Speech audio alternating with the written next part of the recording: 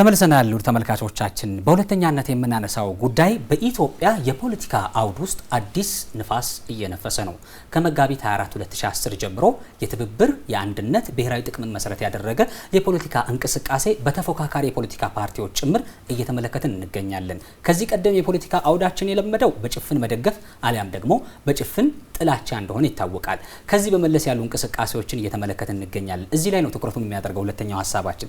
እስጢፋኖስ እንደው ይሄ አይነት ሐሳቦች በስፋት ሲነሱ ከውጭም በዲያስፖራውም በኩል በስፋት የሚቀነቀኑ እንደሆነ ይታወቃልና ጭፍን ጥላቻና ጭፍን ድጋፍ የኢትዮጵያን የፖለቲካ እንቅስቃሴ እንዳይዘምን እንዳይሰለጥን ሲፈታተኑት ከነበሩ ጉዳዮች መካከል አንዱ ነውና ከመጋቢት 24 በኋላ የመጣው ለውጥ ግን ይሄንን የመቀየር ፍላጎቱን በተግባር እየተረጎመ ይገኛልና ይሄ እንዴት ተመለከትከው? ይሄንን አጠቃላይ የለውጡን መንፈስ ከመረዳት ካልሄድን ጉዳዩን ብዙ እንይዟለን ብዬ አላስብም። እንደምናውቀው ኢትዮጵያ ከዚህ በፊት 3-4 የሚሆኑ የወርቃማ የሚባሉ የለውጥ አጋጣሚዎች መጥተው ነበር። ጥፋቶች የመጀመሪያው 1953 የወንድማማቾቹ የግርማሜና የመንግስቱ ነዋይ የመፈንቅለ መንግስት ሙከራ ነው። ሁለተኛው የዘውዳዊ ስርዓት የተወገደበት የ1966 የተማሪዎች ንቅናቄ ነው። ሶስተኛው ደግሞ የ1983 የመንግስት ለውጥ ነው። አራተኛው ደግሞ የ1997 የለውጥ ተስፋ የታየበት አጋጣሚ ነው።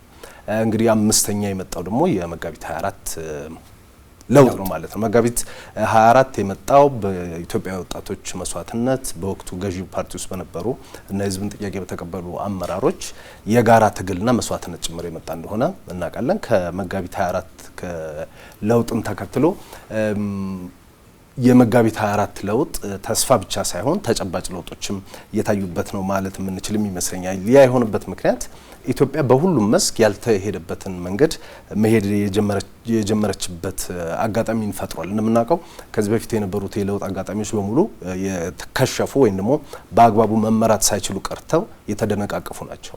በአግባቡ እንዳይመሩና እንዲደነቃቀፉ ምክንያት ከሆኑት መካከል ደግሞ አንደኛው ከአብዮትን መምረጣቸው ነው። ሁሉንም ካየን በአብዛኛው አብዮትን የመረጡ ናቸው። የመጋቢት 24 2010 ለውጥ ግን ከአብዮቱ ይልቅ ሪፎርም የሚል ነገር መምረጡ አንድ ለየት ያደርጓል። ሁለተኛው ደግሞ የኢትዮጵያን ሕዝብ የዘመናት ጥያቄዎች የመለሰ ወይም ደግሞ የመመለስ ፍኖተ ካርታውን መንገዱን ያሳየ ለውጥ መሆኑም ሌላኛው ማሳያ ይመስለኛል። ከዛ በተጨማሪ ደግሞ የኢትዮጵያን ታሪካዊ ስብራቶች የኢኮኖሚ፣ የፖለቲካ፣ የማህበራዊ ስብራቶችን ለመጠገን ከተቋማት ግንባታ ብንል ብዙ ማሳያዎችን ልናመጣ እንችላለን። ከዛ በተጨማሪ ደግሞ ኢትዮጵያን በስሜት ሳይሆን በስሌት መምራት የተጀመረበት እንደዚሁም ኢትዮጵያን የሚመስል ከዚህ በፊት የነበሩት የለውጥ ጉዞዎች እንዲደነቃቀፉ ምክንያት የሆነው ለውጡ ይመራ የነበረው ኢትዮጵያን በሚመስል መንገድና ፍኖት ሳይሆን በተውሶ ሀሳቦች በተውሶ እይታዎች ነበረ። ነገር ግን የ2010 ለውጥ ተከትሎ የመጣው ለውጡ የሚመራበት መንገድ መደመር የሚል እና ኢትዮጵያን የሚመስል ሀገር በቀል መሆኑ ትልቅ ነገር ትልቅ አጋጣሚን ፈጥሯል ብዬ አስባለሁ። እንደምናውቀው መጋቢት 24 ቀን 2010 ዓ.ም ላይ ክቡር ጠቅላይ ሚኒስትር አብይ ወደ ስልጣን የመጡበትና የመጀመሪያው የፓርላማ ንግግር ያደረጉበት ቃለ መሃላም የፈጸሙበት ነው። በዛ ቀን የተናገሯቸው ነገሮች በአብዛኛው ኢትዮጵያዊነት ከፍ ያለበት ኢትዮጵያውያን ወንድማማችነት በደንብ ተደጋግሞ የተነሳበት የኢትዮጵያውያን አብሮነት ከፍ ተደርጎ የተነሳበት ብቻ ሳይሆን በነገራችን ላይ ለመጀመሪያ ጊዜ ተቃዋሚ ፓርቲ የሚለውን ሐሳብና ቃል ወደ ተፎካካሪ ተቀይሮ በመንግስት በመሪ ደረጃ የተገለጸበት ቀንም ነው። ከዛ በፊት ይህንን አናውቅም። መገዳደል፣ መጠፋፋት፣ ሴራ፣ ተንኮል፣ ጠልፎ መጣል በሚታወቅበት የኢትዮጵያ ፖለቲካ ውስጥ አሁን የጠቀስካቸው ነገሮች ነበረ ክቡር ጠቅላይ ሚኒስትሩ ያነሱት። ክቡር ጠቅላይ ሚኒስትሩ መጋቢት 24 በፓርላማ ያደረጉት ንግግር ብቻ ሳይሆን የተኖረም ነው። ወዲያው የታሰሩ ፖለቲከኞች፣ ጋዜጠኞች የተፈቱበት፣ ውጭ የነበሩ ትጥቅ ያነሱ ኃይሎች ወደ ሀገር ውስጥ እንዲገቡበት የተደረገበት፣ ለአመታት 50-60 ዓመት ከኢትዮጵያ እንዳይገቡ ተደርገው የነበሩ ሰዎች ወደ ኢትዮጵያ እንዲገቡ የሆነበት ምክንያት ነው። ከዛ በተጨማሪ ደግሞ የፖለቲካ ምህዳሩ እንዲሰፋ የተደረገበት የአጋጣሚን የፈጠረ ትልቅ ለውጥ ነበረ። ከዛ በኋላ ደግሞ የኢትዮጵያን ትልልቅ ቁርሾች ለመፍታት እንደ ብሔራዊ ምክክር አይነት ነገሮች የተጀመሩበት መሆኑን እናውቃለን። ስለዚህ ግን ይሄ ለውጥ ሙሉ ለሙሉ ለውጥ መጥቷል ወይ ሙሉ ለሙሉ የኢትዮጵያ የፖለቲካ ባህል ተለውጧል ካለን አልተለወጠም። አሁንም መንግስት ከተቋሚዎች ጋር ለመጀመሪያ ጊዜ በኢትዮጵያ ታሪክ ተቋሚዎች የመንግስት ካቢኔ አባል የሆኑበት አጋጣሚ የተፈጠረበት ሁኔታ አለ። እነዚህ ሁሉ ምቹ ሁኔታዎች ተፈጥረውም የኢትዮጵያ የፖለቲካ ባህል ብዙ ተለውጧል። ስቲፍ እንግዲህ ቀሪዎቹ ጉዳዮች ደግሞ እንመለስባታለን። ሞሊቶ አንተ ጋር ነኝ። በተለይ ደግሞ ቀደም ብለን ስናነሳም በመግቢያችንም የውይይታችንም ዋነኛ ማጠንጠኛው ፖለቲካችን ወደ አዲስ ባህል እየተቀየረ ነው የሚገኘው። ከጭፍን ፖለቲካን ድጋፍና ጥላቻ እየተላቀቀ ወደ ብሔራዊ ጥቅምን ማዕከል ወዳደረጉ የፖለቲካ ትግሎች እየተቀየረ ነው የሚል ሀሳቦችን እያነሳን ነው የምንገኘው። ያንን የሚያመላክተው አንዱ በቅርቡ እየተመለከትን የምንገኘው የ2018 7ኛው ጠቅላላ ሀገራዊ ምርጫ ላይ ፖለቲካ ፓርቲዎች ብሔራዊ ጥቅም ናቸው ተብሎ በሚባሉ ጉዳዮች ላይ ተቀራራቢ ሀሳቦችን ሲያንጸባርቁ እየተመለከትን ነውና ይሄ ለስልጡን የፖለቲካ ልምምድ እንቅስቃሴያችን ገና ጀማሪ እንደመሆናችን መጠን ምንድን ያለው አስተዋጽኦ የሚለውን ብናነሳው ምንድን ያሳጣን የሚለውን ስናገኘው አሁን ያለው ምን ውጤት እንደሚያስገኝልን ወደፊት እየመነዘርን እንመለከታለን። ከዚህ ቀደም የነበረው የፖለቲካ ልምዳችን ሐሳቡን ብቻ ሳይሆን የምንቃወመው ሰውየውንም ጭምር ነው። ሐሳቡን ያነሳውን ሰውዬ ስንቃወም ደግሞ ሐሳቡን ያነሳው የሀገርን ብሔራዊ ጥቅም ያስከብርም አያስከብርም እሱ ካነሳው ብቻ ተቃውሞ ይገጥመዋል። ቀደም ስታነሱት የነበረው ተፎካካሪና ተቃዋሚ የሚለው እሳቤው ራሱ ስም ከመስጠት ባለፈ ነው። በነገራችን ላይ ተቃዋሚ ስትል ማንኛውንም ነገር ስራ በሱ ተቀባይነት የለውም ማለት ነው። ተግባሩ ራሱ ለመቃወም የተሰራ በቃ በራሱ አቋም ይዞ የተሰጠ ስያሜ ነውና እንደው እሱን እኮ መልሶ የሚተገብረው እሱ ቢመረጥ እሱ የሚተገብረው ሊሆን ይችላል። ነገር ግን እሱ ስለያዘው ብቻ የሀገር ናሽናል ኢንተረስት ሌላ የሚባል ነገር ሁሉ በዜሮ ብዜት ነው የሚሰላው ማለት ነውና ይሄን ነበር ሲያሳጣን የነበረው ለረጅም ጊዜያት። ለዛም ነው በሀገር ብሔራዊ ጥቅም ላይ የሚደራደሩ የሀገርን ብሔራዊ ጥቅም መገበሪያ አድርገው የሚያቀርቡ አካላትን የተመለከትንባቸው የታሪክ እጥፋቶችን ብንመለከት ይሄ ኋላ ቀር የሆነ የፖለቲካ ሐሳቢያችን ነው። አንድም ተቃዋሚ ናቸው እነሱ ተቃዋሚ ስለሆኑ የምንመለከትበት መነጽር በራሱ ጥርጣሬ እነሱ ጋራ ሀገርን ሊያሻግር የሚችል ሐሳብ ሳይሆን ያለው የሚያደናቅፍ ነው።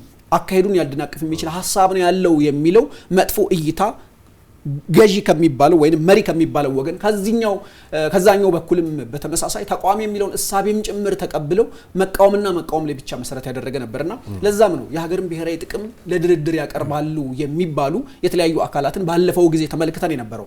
በቅርቡ እየተመለከትናቸው የሚገኙ ለውጡን ተከትሎ የመጣው ትልቁ እሳቤ ሆኖ በምርጫ 2018 ላይ በግልጽ እየተመለከትናቸው ካሉ ተግባራት ውስጥ አንዱ ምንድነው የጋራ የሆኑ ምንቃወምባቸው ምንከራከርባቸው ምንሟገትባቸው አፈጻጸሙ ላይ ልዩነት የምንፈጥርባቸው በርካታ ጉዳዮች እንዳሉ ሆነው ነገር ግን የሀገር ብሔራዊ ጥቅም የሚባለው መሰረታዊ ነጥብ ላይ ግን ወጥ የሆነ አቋም ስናሳይ የተመለከትንበት አመት ማለት ዘንድሮና አምና በነበረው እንዲሁ የፖለቲካ ፓርቲዎች ዝግጅት ላይ ነው። ለምሳሌ ማንሳት እንችላለን። ታላቁ የኢትዮጵያ ህዳሴ ግድብ ላይ ስናነሳ ሀገር በክፍለ ዘመን ውስጥ ከያዘቻቸው ትልቁ ፕሮጀክቶች ውስጥ አንዱ መሆኑ ይታወቃል። ይሄን ፕሮጀክት ለማሳካት ሲኬድ ግን የተለያዩ አይነት ፈተናዎች ነበሩ። ከፈተናዎች አንዱ የሚዲያ ዘመቻው ነበር። በሚዲያ ዘመቻው ላይ በታስታውሱት ከሆነ ታላቁ የኢትዮጵያ ህዳሴ ግድብ በተመረቀ ጊዜ የተለያዩ ትልልቅ ናቸው የሚባሉ የዓለም መገናኛ ብዙሃን ጉዳዩን የሚዘግቡበት መንገድ በራሱ ተልእኮ የተሰጠበት አይነት ይመስል ነበር። በተለያየ ጊዜ በጋራም ተመልክተናል። የማጠየም ፍላጎቶች ነበሩ። በዛ መልኩ ሲታይ ነበርና ካርቱም ውስጥ የሆነ ወንዝ ላይ ሄደው በእግራቸው ገበሬዎች እንዲረማመዱ አድርገው ውሃው እየደረቀ ነው የሚል እሳቤን ለመፍጠር ፍሬሚንግ ያው ሚዲያው ስለምንሰራ ፍሬሚንግ ምንድነው የሚለውን የዓለም አቀፍ መገናኛ ብዙሃኑን ትሬንድ በደንብ እናውቀዋለንና ልክ ያኛው ልምድ ስላለና ከዚህ ቀደም በብሔራዊ ጥቅም ይደራደራሉ ይባላሉ የሚባል እሳቤ ስለነበረ አንድ ዓለም አቀፍ የሚባል መገናኛ ብዙሃን ላይ በሀገራችን ላይ ጉምቱ ከሚባሉ ፖለቲከኞች አንዱን እንደው በድሮ ተቃዋሚ አሁን ደግሞ በተፎካካሪ የፖለቲካ ጎራ ውስጥ አሉ የሚባሉ አንድ ሰውን ጋበዛቸው። በቀጥታ ስርጭት የጋበዛቸው ለምንድን ነው? በእርግጥ ይሄ ግድብ በዚህ ሰዓት መገንባት አስፈላጊ ነው ፍሬሙ ራሱ የተደረገበት መንገድ ማለት ነውና ያንን እሱ የሚናገረውን ሐሳብ የመንግስት ተቃዋሚ ናቸው ብሎ ስለሚያስብ ይቃወሙታል ወይንም የኔን ሐሳብ ይደግፋሉ ነው የሚዲያው ሐሳብ። ነገር ግን ቋሚ አድርገው አስረግጠው የተናገሩት ነገር ምንድነው? ይሄ የኢትዮጵያን ደምና አጥንት የፈሰሰበት ፕሮጀክት ነው። ስለዚህ የኢትዮጵያውያን የማይደራደሩበት መሰረታቸው እንደሆነ እሳቸውም ልክ መንግስት የያዘውን አቋም አሳዩ። ይሄም ማለት ለሚዲያ እንኳን እንዳይመች ሆነ ምኑ ምንቃወምበት መንገድ አለ፣ ምንከራከርበት ምንፎካከርበት ነገር እንዳለ ሆኖ ነገር ግን በሀገር ብሔራዊ ጥቅም ጉዳይ ላይ ግን ፍንክች የማይሉ የፖለቲካ ፓርቲዎች እየተፈጠሩ በሄደ ቁጥር ፖለቲካ ሁሉ የሚቆመው እስከ ድረስ ነው፣ እስከ ወንዙ ድረስ ነው፣ ሀገር የምትሻገርበት ድረስ ነው። ይሄ ማለት ምንድነው? እስከ ባህሯ ጫፍ ድረስ ነው ፖለቲካ የሚቀጥለው የሀገር ውስጥ ፖለቲካ። ከዛ ወጣ ሲል ምንድነው ይመጣው? ናሽናል ኢንተረስት የሚባል ትልቅ የሆነ ግንብ አለ ማለት ነው። ቀደም ሲል ያደረጉት የሀገራችን ጉምቱ ፖለቲከኛ እዚህ ጋር ስማቸውን ማናነሳቸው ያደረጉትም ያንን ነው። በሀገር ውስጥ ትልልቅ ትችቶችን ይሰነዝራሉ፣ ይፎካከራሉ፣ ይከራከራሉ። መንግስት የያዛቸውን የብሔራዊ ጥቅምን አስከብራለሁ ብሎ የያዛቸውን ጉዳዮችም አይ ማስከበር ያለብን በዚህ ጉዳይ ነው ይላሉ። አማራጭ ሀሳብ ነው እንጂ የሚያቀርቡት ለምን ይሄን ብሔራዊ ጥቅም እንፈጽማለን የሚለው ላይ ጥያቄ የላቸው። ያደረጉት ግን እዛ ጋር ምንድነው ጉዳዩ በቀጥታ ሄዶ ከብሔራዊ ጥቅም ጋር እንደሚጋጭ ሲረዱት ግን በብሔራዊ ጥቅም አንደራደርም ብለው ፖለቲክስ ስቶፕ አት ዘ ኢዴጅ ኦፍ ዋተርስ እንደተባለው መጨረሻው የባህሩ ጥግ ላይ ሲደርሱ ግን አይ ከዚህ መልስ አናሳልፍም፣ ምክንያቱም ሀገራችን ብሔራዊ ጥቅም ህዝባችን ተጠቃሚነት ላይ ይመጣ ችግር ነው ብሎ ስለሚያምኑ እዛ ጋር አቆሞታል። ስለዚህ በፖለቲካ ባህል ውስጥ ጠቅለል ሳደርገው እየመጣ ያለው ነገር ምንድነው? መነጋገሩ፣ አብሮ መስራቱ። አሁን ቅድም አንተም ስታነሳ እንደነበረው በሀገራችን የፖለቲካ ታሪክ ውስጥ ታይቶ በማይታወቅ ሁኔታ አመለካከቱ ምንም ይሁን ምን ከጀርባ እየተሰጠ ያለው ስም ምንም ይሁን ምን አብሮ መስራት ይቻላል ሀገርን ያሻግራል በተባለ ጉዳይ ላይ ተብሎ በሁሉም መዋቅር ላይ እኮ ከ270 በላይ የተፎካካሪ የፖለቲካ ፓርቲ አመራሮች ለሀገር ይጠቅማል ያላችሁት ሐሳብ ካለ ኑና ሐሳብ አዋጥ ነገር እናሻግር ስለተባሉ እየመጡ ነው። ይሄ በመንግስትም በኩል ይሄን ሐሳብ ተቀብለው ደግሞ ወደ ትግል ውስጥ በገቡ የፖለቲካ ኃይሎች ውስጥም ሊደገፍ የሚገባው ነውና ስናጠቃልል በብሔራዊ ጥቅም ላይ አብረን ልንቆምባቸው የሚገቡ ጉዳዮች ብዙ ናቸውና በለውጡ መጥቷል ከሚባሉ ጉዳዮች አንዱ የእሳቤውን ደግሞ እስጢፋኖስ ቅድም እንዳለ ወደ መሬት ወርዶ የተመለከተነው ስለሆነ ትልቅ ውጤት ነው በሀገራችን ፖለቲካ ላይ። መልካም ቀደም ሲል ስታነሳው ነበር እስጢፋኖስ አንተም በተለይ ሞሊቶም አሁን መጨረሻ ላይ አንስቶታል። አገራችን ውስጥ አሁን የመጣው የፖለቲካ ለውጥ አብሮ መስራትን ምርጫው ያደረገ ምንም አይነት የፖለቲካ ሐሳቤ ካለ ከሀገር ጥላ ስር እስከሆነ ድረስ ፍላጎት አብረን መስራት እንችላለን የሚል ሐሳቤ ተወልዷል። ለዛ በተግባር እየተመለከትነው እንገኛለን። ይሄ 5 ዓመት ያለፈው በዛ እንደሆነ ይታወቃልና ይህ አይነቱ የመጋቢት 24 የወለደው ይህ የፖለቲካ እንቅስቃሴ እና አዲስ የፖለቲካ እርምጃ ሀገራችንን በምን መልኩ ጠቀማት? ከዚህስ በኋላ ምን ይጨመር? ምንድነው የቤት ስራችን የሚለውን በዘመናዊ ከዚህ ውጪ ሀገራችንን መለወጥ አንችልም። አብሮ ከመስራት ከመተባበር ውጪ አማራጭም የለንም። ኢትዮጵያንን መለወጥ የምንፈልገው አብሮ በመስራት ነው። እቺ ሀገር አመለካከትና የአቋም መለያየት ሲያጋድልባት የነበረ ሀገር እንደሆነች እናውቃለን። የተማሪዎቹ ንቅናቄ ላይ ያ ሁሉ ወጣት የረገፈው በአመለካከት ልዩነት ነው። ተነጋግረው ተወያይተው መፍታት በመቻሉ ማለት ነው። አሁን ከመጋቢት 24 በኋላ በመጣው ለውጥ ግን ሙሉ ነው ባንልም ቢያንስ የትርክት ለውጥ መጥቷል። ያ የትርክት ለውጥ ተቋሚና ገዢ አብሮ መስራት ይችላሉ። እንደውም ተቋሚ ሳይሆን ተፎካካሪ ነው መባል ያለበት ቅድም እንዳልከው ማለት ነው። አጠቃላይ ፖለቲካ አውዳችን ላይ የሚታዩ 3-4 ተስፋ ሰጪ ነገሮች አሉ። አንደኛው ከስሜት ወጥቶ በምክንያታዊነት ማሰብ ነው። አሁን የፋና ክርክሮችም ላይ ካየ አሉ። አሁንም ግን ብዙ የፖለቲካ ጥሩ ጅምር ነገሮች አሉ። ፖሊሲ ላይ የመወያየት የመከራከር ልማዶቻችን ከዘለፋ የፖለቲካ ክርክር ነገሮች አሉ። ስለዚህ ተስፋ ማነው ከስሜት ይልቅ ምክንያታዊነት ላይ ማተኮር ይታይባቸዋል። ጭፍንም ተቃውሞ ደግሞ አማራጭን ወደ ማቅረብ እኛ እንደዚህ እናደርጋለን የሚሉ ነገሮች ይዘው ሲመጡ ታያለ። በሁሉ ነገር ደግሞ አይለያዩም። አሁን ሙሌቶም እንደጠቀሰው አንተም እንዳልከው የባህር በር አጀንዳን የመሰሉ ነገሮች ሲያሰባስቡ የአባይን የመሰሉ ነገሮች ሲያሰባስቡን ባለፉት 4-5 ዓመታት ወይም ከለውጥ በኋላ የተሰሩት ስራዎች ክቡር ጠቅላይ ሚኒስትሩ የገቧቸውን ቃሎች ወይም ደግሞ በመጀመሪያ የፓርላማ ንግግራቸው ላይ ያደረጓቸው ነገሮች በብዙ መልኩ አድርገዋቸዋል ማለት እንችላለን። ተቋሚዎች የካቢኔቸው አባል እንዲሆኑ አድርገዋል።